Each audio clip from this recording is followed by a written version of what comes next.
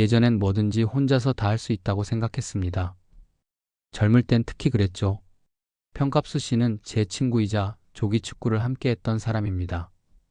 늘 앞장서서 뛰던 사람, 산악회에서는 제일 먼저 정상에 오르던 사람. 하지만 마흔 중반쯤 어느 날부터인가 무릎이 잘 안 굽혀진다 하더군요. 처음엔 그냥 단순한 염좌겠지 생각하고 파스를 붙이고 또 운동장으로 나가더라고요. 무릎에서 뚝 소리가 나고 휘청거리는 느낌이 들었을 땐 이미 통증이 시작된 지 꽤 되었을 때였습니다. 병원에선 퇴행성 관절염 초기라는 말을 들었다고 했습니다. 운동을 워낙 좋아하던 사람이라 그 말이 마음에 와 닿지도 않았겠죠. 그러고도 계속 뛰었답니다. 평소보다 조금 덜 움직이긴 했지만 여전히 산을 오르고 공을 찼습니다. 그 열정이 오히려 문제였던 거죠. 결국 어느 날 계단에서 제대로 서 있질 못해 병원을 다시 찾았고 그제야 심각함을 알게 되었답니다. 치료도 안 받았던 시간들, 쉬지도 않았던 그 무모함이 그를 더 아프게 만든 겁니다. 무릎을 혹사한 시간들이 돌아와서 그를 짓누르기 시작한 거죠. 그때 그가 했던 말이 아직도 기억에 남습니다. 무릎은 한번 망가지면 다시는 예전처럼은 안 되더라. 내가 그걸 너무 늦게 알았어. 그 말이 참 깊이 남았습니다. 그땐 그가 우리 모두의 미래를 보여주는 것처럼 느껴졌거든요. 시니어가 되어 겪게 되는 관절 통증, 단순한 통증이 아니라 삶의 질을 흔드는 문제라는 걸 그 친구를 통해 배웠습니다. 그렇게 무릎 통증으로 병원 문턱을 드나들던 평갑수 씨는 결국 재활 운동을 권유받았습니다. 처음에는 운동을 하다 다친 사람에게 또 운동을 시키다니 하는 의구심도 들었다고 합니다. 하지만 그때 병원에서 들은 말 한마디가 꽤 큰 울림이 있었대요. 관절은 쉴수록 굳고 움직일수록 산다는 말이었습니다. 단 제대로 된 방법으로 해야 한다는 조건이 붙었죠. 가장 먼저 시작한 건 허벅지 근육을 강화하는 운동이었습니다. 의자에 앉아서 다리를 들어 올리는 단순한 동작부터 누워서 다리 한쪽씩 번갈아 들기, 그리고 병원에선 실내 자전거 타기도 병행하도록 했습니다. 처음엔 하루에 5분도 힘들었다고 합니다. 무릎이 삐걱거리는 소리를 내고 페달을 밟을 때마다 통증이 올라왔다고 해요.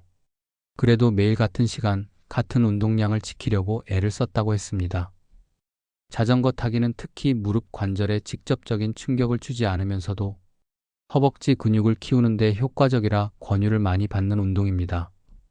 캅스 씨도 점점 운동 시간이 늘어나고 통증이 줄어드는 걸 몸으로 느끼면서 되는구나 싶었답니다. 처음엔 고작 10바퀴 돌리기도 힘들었던 다리가 어느새 1시간은 거뜬히 돌릴 수 있게 되었고요. 운동을 시작한 지 1년쯤 되었을 때 캅스 씨는 저한테 이런 말을 했습니다. 예전엔 계단만 봐도 겁이 났는데 이제는 엘리베이터 대신 일부러 계단을 찾아. 그 말을 듣는 제 마음도 참 따뜻해졌습니다. 통증이 사라지니 마음까지 달라졌다는 그의 얼굴엔 예전 그 웃음이 돌아와 있었습니다. 단지 아프지 않다는 걸 넘어서 다시 살아가는 느낌이 든다는 말을 할 때 저는 그 말을 메모지에 적어 놓았을 정도로 감동을 받았습니다. 그는 지금도 자전거를 탑니다. 날씨가 좋으면 공원길을 천천히 돌고 날이 궂은 날엔 집에서 고정된 실내 자전거로 땀을 냅니다. 매일 같은 시간에 같은 노래를 틀어놓고 천천히 페달을 밟는 그 시간을 그는 제2의 인생을 살아가는 시간이라고 부릅니다. 운동은 단순한 움직임이 아니라 자신의 몸과 마음을 다시 세우는 일이란 걸 보여주는 사람, 그가 바로 평갑수 씨입니다. 사람들은 무릎이 아프면 무조건 관절만 문제라고 생각합니다. 하지만 제가 곁에서 지켜본 평갑수 씨의 회복 과정을 보면서 진짜 중요한 건 근육이라는 걸 알게 됐습니다. 무릎이 튼튼해야 걷고 서고 계단을 오를 수 있는 게 아니라 그 무릎을 지탱해주는 허벅지와 엉덩이 근육이 탄탄해야 가능한 일이더라고요. 처음엔 허벅지 근육을 강화한다는 게 무슨 말인지 잘 몰랐습니다. 무릎이 아픈데 왜 허벅지를 단련하냐는 생각이 들었지요. 그런데 생각해보니 무릎은 구조적으로 아주 단순한 관절입니다. 주변 근육이 약해지면 무릎은 그 모든 하중과 충격을 혼자서 감당해야 하니 당연히 아프고 망가지게 되죠. 특히 시니어가 되면 근육량이 급격히 줄어드는데 그걸 제대로 관리하지 않으면 무릎 통증은 점점 심해질 수밖에 없습니다. 캅스 씨는 의사의 권유로 허벅지와 엉덩이 근육에 집중한 운동을 시작했습니다. 집에서 할 수 있는 간단한 동작들이었지만 효과는 확실했습니다. 의자에 앉았다 일어나기를 반복하는 동작, 벽에 등을 대고 앉는 벽 스쿼트, 누운 상태에서 다리를 들어 올리는 운동 등. 처음엔 자주 넘어지고 균형도 못 잡았지만 하루하루 몸이 바뀌는 걸 느꼈다고 했습니다. 특히 허벅지 근육이 생기기 시작하면서 무릎이 받는 부담이 눈에 띄게 줄어들었대요. 병원에서 촬영한 MRI에서도 관절염이 진행된 건 맞지만 외부 근육이 잘 유지되고 있어서 큰 통증 없이도 생활이 가능하다는 진단을 받았습니다. 그 말을 듣고 저도 참 놀랐습니다. 관절염이 3, 4단계라고 해도 주변 근육만 단단하면 수술 없이도 충분히 살 수 있다는 사실이 무척 희망적으로 느껴졌거든요. 캅수 씨는 이제 말합니다. 젊을 땐 관절이 문제라고 생각했지만 나이 들수록 진짜 중요한 건 근육이야. 무릎은 그냥 연결 부위일 뿐이더라고. 그 말에 저는 깊이 고개를 끄덕였습니다. 시니어의 건강은 결국 눈에 보이지 않던 근육을 어떻게 지켜내느냐에 달려있다는 걸 저는 그 친구를 통해 배웠습니다. 무릎이 아프다고 하면 주위에서 종종 이런 말을 듣습니다. 그 정도면 수술해야 되는 거 아니야? 저도 처음 무릎이 불편했을 때 가족들로부터 그런 말을 들었고 친구 평갑수 씨도 병원 진단을 받고 나서 주변에서 가장 많이 들은 말이 바로 그거였다고 합니다. 그런데 그는 단호하게 말했죠. 나는 수술이 마지막 선택이라는 걸 직접 겪고서야 알게 됐어. 캅수 씨는 관절염 진단 당시 이미 3단계로 진행된 상태였고 MRI를 보면 연골이 많이 닳아 있었습니다. 병원에서는 당장 수술이 필요한 정도는 아니지만 근육이 약해지면 통증이 심해질 수 있으니 운동 치료를 우선 권했습니다. 하지만 주위에서는 계속해서 수술을 재촉했죠. 아프면 빨리 해버려, 괜히 끌지 말고라는 조언이 많았지만 그는 조용히 운동과 보존 치료를 선택했습니다. 그리고 그렇게 꾸준히 관리한 결과 지금까지 한 번도 수술 없이 일상생활을 잘하고 있습니다. 계단도 오르고 산책도 하루 1시간씩은 거뜬히 할 수 있게 되었죠. 그러면서 그가 깨달은 건 이겁니다. 무릎 관절염이 3, 4단계라고 해도 꼭 수술을 해야 하는 건 아니라는 것. 중요한 건 통증의 정도 그리고 근육과 활동성의 상태라는 걸요. 의사 선생님도 말했습니다. 통증이 조절되고 일상생활이 가능한 상태라면 수술은 미루는 게 좋습니다. 특히 시니어 분들은 수술 후 회복도 쉽지 않기 때문에 먼저 할 수 있는 보존적 치료를 충분히 시도해 보셔야 합니다. 캅수 씨는 지금도 종종 병원을 찾습니다. 상태를 점검받고 약물 치료나 주사 치료를 병행하면서도 가장 중요하게 여기는 건 매일의 운동 루틴을 지키는 일입니다. 수술이 나쁘다는 게 아니라 수술을 미루기 위해 먼저 해볼 수 있는 것들이 있다는 사실. 그걸 알게 되면 무릎 통증을 대하는 자세도 바뀝니다. 그는 이렇게 말합니다. 나처럼 운동으로 버티는 사람이 있다는 걸 많은 분들이 알았으면 좋겠어. 수술만이 해답이 아니라는 걸. 그 말이 저는 참 마음에 남았습니다. 우리 나이에는 무엇보다 몸을 아끼고 스스로 지키는 방법을 먼저 배워야 한다는 사실. 수술은 그 모든 걸 다 해봤을 때 마지막으로 택하는 길이라는 걸요. 김미숙 씨는 올해 63입니다. 예전부터 늘 뚱뚱하다는 소리를 들으며 살아왔다고 합니다. 나이가 들면서 건강이 걱정됐는지 어느 날부터 혼자만보 걷기를 시작했습니다. 매일 아침 6시면 동네 공원을 돌기 시작했고 점점 걷는 거리에 욕심이 붙으면서 오랫동안 쉬지 않고 걷는 걸 습관처럼 만들었습니다. 그러다 보니 석 달 만에 체중이 6kg 이상 줄었고 허리도 한결 가벼워졌다고 좋아하셨죠. 하지만 이상하게도 몸이 가벼워질수록 무릎은 점점 더 아파졌다고 합니다. 처음엔 걷고 나면 뻐근한 느낌이더니 나중엔 계단을 오르내릴 때 툭 하는 느낌이 나면서 통증이 생기더랍니다. 결국 병원을 찾게 됐고 검사 결과는 반월상 연골판 파열과 초기 관절염이 함께 있다는 진단이 내려졌습니다. 체중을 줄이기 위해 한 걸음 한 걸음 걷던 그 길이 오히려 무릎에 부담을 주고 있었던 겁니다. 의사 선생님은 이렇게 말씀하셨대요. 체중 감량은 무릎 건강에 분명 도움이 됩니다. 하지만 무리한 걷기는 오히려 관절을 손상시킬 수 있어요. 특히 시니어 분들은 더 조심하셔야 합니다. 미숙 씨는 그 말을 듣고 큰 충격을 받았다고 했습니다. 좋은 일인 줄로만 알았던 다이어트가 내 무릎을 망가뜨리고 있었을 줄은 꿈에도 몰랐으니까요. 그때부터 미숙 씨는 다시 시작했습니다. 무조건 걷는 게 아니라 내 몸에 맞는 운동, 특히 무릎에 부담을 주지 않으면서도 근육을 키우는 운동으로 바꾸었습니다. 그리고 통증이 있다고 무조건 쉬는 게 아니라 의사와 상담하며 약물 치료와 주사 치료도 병행하면서 천천히 회복을 시작했지요. 건강해지려고 했던 일이 나를 더 아프게 만들 줄은 몰랐어요. 미숙 씨가 그렇게 말했을 땐 그 속에 담긴 마음이 느껴졌습니다. 우리 모두 그렇지 않습니까? 뭔가 해보려는 마음, 잘 살아보려는 의지. 하지만 방법을 잘못 선택하면 오히려 내 몸을 해칠 수 있다는 사실을 그녀의 이야기를 통해 다시 배우게 되었습니다. 김미숙 씨는 병원 진단 이후 의사 선생님의 권유에 따라 운동 치료를 시작했습니다. 처음에는 솔직히 회의감이 들었다고 합니다. 무릎이 아파서 걷는 것도 힘든데 운동이라니요. 하지만 주치의는 이렇게 설명하셨습니다. 관절을 직접 움직이지 않더라도 주변 근육을 천천히 강화하면 무릎이 받는 부담이 줄어듭니다. 그게 회복의 시작이에요. 그래서 시작한 운동은 걷기나 뛰기가 아니었습니다. 누워서 다리를 들고 내리는 간단한 동작부터였습니다. 바닥에 등을 대고 누운 채 한쪽 다리를 천천히 들어 올리는 동작은 보기엔 쉬워 보여도 처음엔 다리가 무겁게만 느껴졌다고 해요. 하루 5번, 10번. 그런 소소한 반복이 조금씩 몸을 바꿔가기 시작했습니다. 하프 스쿼트도 함께 했습니다.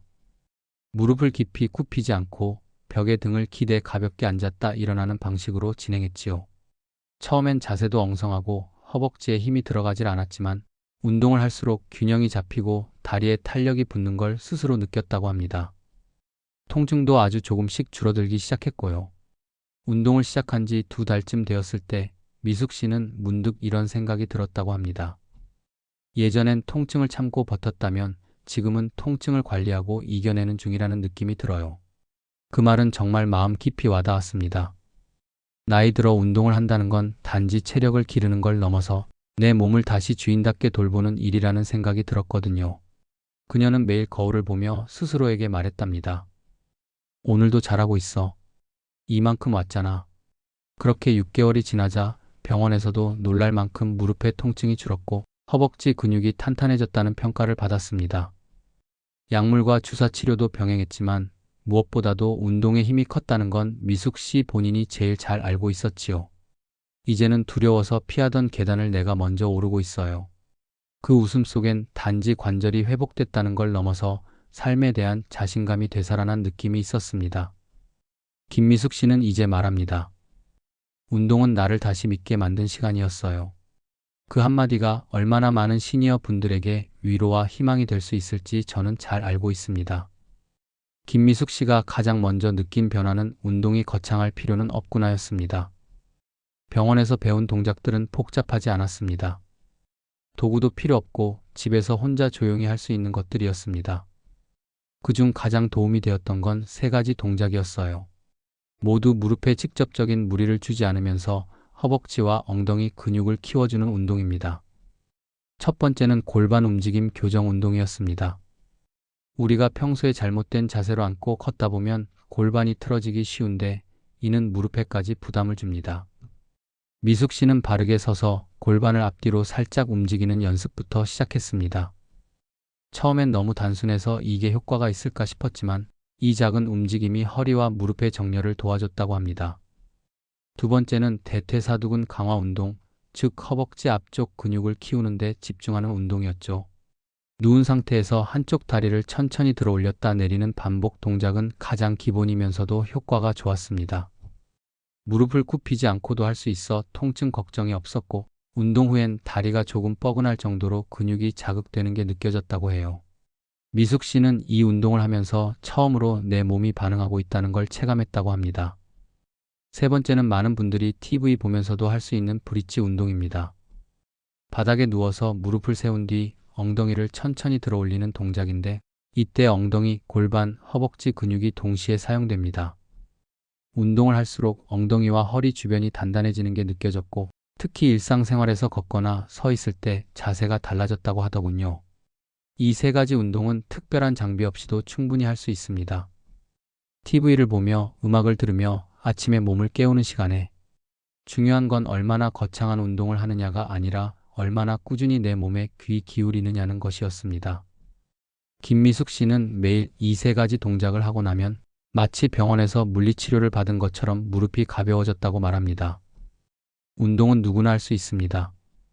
하지만 내 몸을 알고 지금 내 무릎 상태에 맞는 운동부터 시작하는 것, 그게 진짜 회복의 시작이라는 걸 그녀는 몸으로 증명하고 있었습니다. 운동을 시작하고 꾸준히 하다 보면 어느 순간부터는 내가 제대로 하고 있는 걸까? 하는 생각이 듭니다. 김미숙 씨도 그랬습니다. 처음엔 알려준 대로만 따라했지만 어느 날부터 무릎에 또다시 통증이 오기 시작했답니다. 병원을 다시 찾은 미숙 씨에게 의사 선생님은 이렇게 말했죠. 운동은 좋지만 자세가 틀어지면 오히려 무릎에 더 큰 부담을 줄 수 있어요. 그 말을 듣고 미숙 씨는 다시 기본으로 돌아갔습니다. 특히 무릎의 정렬과 하중 분산이 운동 효과를 결정짓는다는 걸 그제야 체감하게 되었죠. 예를 들어 하프 스쿼트를 할 때 무릎이 발끝보다 앞으로 나가면 무릎 관절에 직접적으로 하중이 쏠립니다. 반대로 허리를 너무 뒤로 젖히면 요통이 생기죠. 그래서 그녀는 벽에 등을 대고 앉으며 자연스럽게 무릎이 발끝 안쪽에 위치하도록 정렬을 맞추는 연습부터 다시 시작했습니다. 또한 무릎에 과한 압력이 가지 않도록 엉덩이와 허벅지 근육을 주로 사용하는 방식으로 동작을 수정했습니다. 처음엔 잘 안 됐다고 해요. 오랫동안 써오던 익숙한 움직임이라는 게 있어서 쉽게 바뀌지 않더랍니다. 하지만 거울을 보고 벽에 손을 대고 균형을 잡으며 천천히 연습하자 몸이 반응하기 시작했습니다. 특히 인상적이었던 건 허리를 덜 쓰고 엉덩이에 힘을 집중하는 방법이었습니다. 일반적으로 걷거나 앉을 때 허리 중심으로 무게를 실으면 무릎이 흔들리고 통증이 따라오지만 엉덩이 근육을 사용하면 중심이 안정되고 무릎이 받는 하중이 분산됩니다. 이걸 알게 된 이후로 미숙 씨는 평소에도 앉을 때, 계단을 오를 때, 심지어 설거지할 때도 엉덩이로 중심 잡기를 의식하게 됐다고 합니다. 바른 자세는 단순히 보기 좋은 게 아닙니다. 내 몸의 부담을 줄여주고 특히 무릎과 허리, 골반 사이의 균형을 지켜주는 기초가 됩니다. 김미숙 씨는 이렇게 말합니다. 예전엔 무릎만 생각했는데 이젠 내 몸 전체가 연결되어 있다는 걸 알았어요. 그래서 이제는 운동이 아니라 정렬 훈련이라고 생각하며 해요. 그녀의 말처럼 자세를 바로잡는 건 단순한 기술이 아니라 내 몸을 바르게 이해하고 다루는 일입니다. 나이가 들수록 더 천천히, 더 정확하게. 그것이 건강을 오래 지키는 유일한 방법이 아닐까 싶습니다. 평갑수 씨와 김미숙 씨 두 사람의 이야기는 결코 특별한 이야기가 아닙니다. 우리 주변에서 흔히 볼 수 있는 평범한 사람들입니다. 다만 그들은 아프고 나서 운동이라는 해답을 찾았고 그것을 끝까지 믿고 실천했다는 점에서 우리에게 많은 것을 알려줍니다. 두 분 다 처음엔 무릎이 아픈 상태에서 운동을 시작했습니다. 누군가는 자전거 페달을 밟는 데서 또 누군가는 다리를 조심스럽게 들어 올리는 데서 회복을 시작했지요. 중요한 건 한 가지였습니다. 꾸준함. 매일의 그 작은 실천이 근육을 만들었고 근육이 무릎을 지켜주었습니다. 무릎 통증의 원인은 다양하지만 그 해답은 대부분 비슷합니다. 바로 근육 강화와 바른 자세, 그리고 꾸준한 움직임입니다. 수술은 마지막까지 고민한 후에도 할 수 있습니다. 하지만 우리가 할 수 있는 방법 아직은 남아 있습니다. 캅수 씨는 말했습니다. 나는 운동으로 수술을 미뤘고 지금도 일상생활을 잘하고 있어요. 미숙 씨는 말했습니다. 나는 운동 덕분에 다시 나를 믿게 됐어요. 이 말들이 우리 시니어 세대에게 전하는 진짜 메시지는 이것입니다.